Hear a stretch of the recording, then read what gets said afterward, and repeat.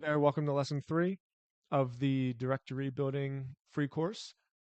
Thank you for putting up with my video in lesson 2 where I was in a hotel room. I am back in my office now. In this video, we're going to talk about design and layout. And before even getting into it, I just want to state that we have spent a lot of time creating the perfect default website. So I'm going to show you how to make changes.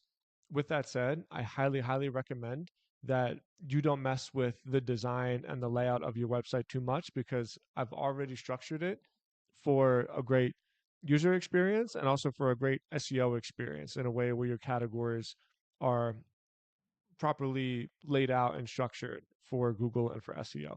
So let's dive right into it. In the last lesson, we talked a lot about your category structure, and you can see that here. So if you remember, I was still categorizing everything. I have done that now. So now every time I add a city with new listings, it, well, I'll have to still put it underneath the state page with the parent page, but now all of my cities are child pages of the state categories. So I'm done here. Obviously, when I create new listings and I add new categories of cities, I will have to make sure I always put those as a child category. But as we saw in the last one, that's a very easy process. You just click this little pencil button, click the parent category, and you're done. Okay, so now let's talk about the actual layout of the website. So I know I said this before, but I highly encourage you just to let it be. Don't worry too much about creating the most perfectly designed website because it's already done for you. So obviously you're going to want to do some things. You're going to want to change, the copy of your tagline. You're definitely going to want to change this background image because this is a coffee shop. You'll see in your categories template, your categories homepage template, you'll have, kind of a vibey thrift store type picture, right? We are obviously going to want to change that, and it's a very easy process. But in terms of the way that your site is built and structured, leave it alone. So let's take a look at what we got. We're going to go to pages, okay? The first thing I'm going to do is I'm going to edit the home page. So as I told you, the home page is built in a way where everything is already SEO'd properly. So what you have is your H1 tag. You have the ability to search. You have the ability to browse by category. This is also important because you want these links. I mean, although these are like folder icons, they're also links. You have the featured, excuse me, wrong button. You have the featured businesses on the homepage. You have the testimonials. You have the businesses near you, which I definitely recommend having because this is going to be geolocated to where they are. And then this right here is your blog role. This is your blog archive. So every time you add a new blog post, it's going to filter through on the homepage. You got some FAQs, you have a map. All right. I definitely recommend that you just leave it as is, but let's tinker around a little bit to see what we got. So the first thing we want to do is come into the homepage. All right. So we're going to click on this container. And what do we see? We see this background image. So I'm going to remove this background image and let me find a better one. And so I'm cheating here because I want to show you this. If you want to use AI images, that's up to you. I would prefer to use stock images just because I think AI images look pretty terrible. But either way, I just want to show you how to do it. So I got this image right here. Oh, it's way too big. Hold on. There we go. I got my hero image. So I'm going to publish the page. Another like little pro tip, publish the page all the time. Okay, so right here, I'm going to do some SEO work here. So I'm going to do find the best ketamine clinics near you. Okay. So here we go. I got my content for the other page.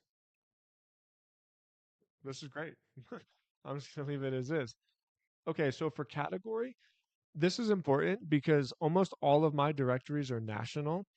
And sometimes when you have 50 top level categories, because there's 50 states, I mean, really there's 51 because DC isn't a state and that needs to be a top level category.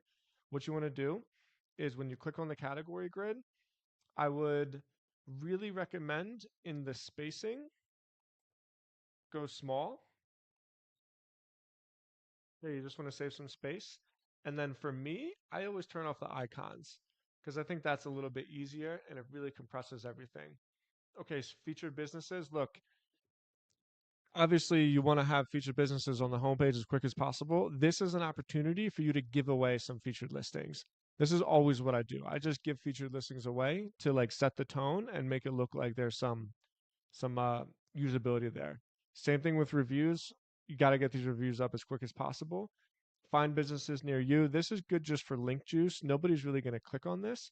Okay, feature your business. This is the CTA. This is the built out CTA. And then the blog posts and then the frequently asked questions. So, like, you're done. you know, a lot of this video is going to be me repeating myself saying, don't mess with anything, right? But you can see it looks great. I mean, the layout looks phenomenal. It's structured perfectly. It's really easy for the user to understand. Good to go. Okay, let's look at some other pages. You have browse, categories, about, contact us, articles. Don't mess with them. Just leave them as is. I guess there's one thing that you can do if you wanted to. Well, obviously you want to change this background image. So I'm just going to use the same background image because there's no reason to have more than one. But I would do the same thing where you come here and I'm going to get rid of my categories just so it's compressed a lot easier, right? Publish page, good to go. This sidebar widget, this is really, really, whoa, hi. Ah, okay. This sidebar widget is great because this sidebar widget is going to be on your categories pages and on your blog posts. And it's just another reason. I love you too, Suka. It's just another reason for people to advertise with you. Okay, hold on one second. One quick thing of note here is you see this maximum items. I'm going to do 51 so that all of my categories are on the main category home page. That's what you want.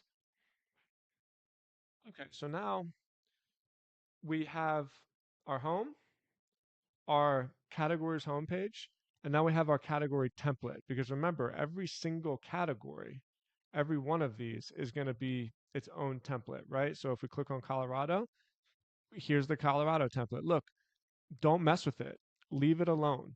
It's already defaulted so that the subcategories go at the top and then the listings go underneath it. You don't have to do anything else with it, but if there's some changes or if you decide that you want to make some changes, here's how you do it, right? So let's go to the category template. Up here, we can choose the category that we want to edit. So in this case, if I go to Alabama where there's no subcategories there. So let's go to California. Okay, there's no categories on the page because the subcategories dynamically populate. So like this is categories that you would add in manually, and you don't need to do that unless you're creating a different kind of directory, which really isn't going to apply. So the category template, leave it alone, right? Don't touch anything. Just leave it all alone. It's exactly the way that it needs to be.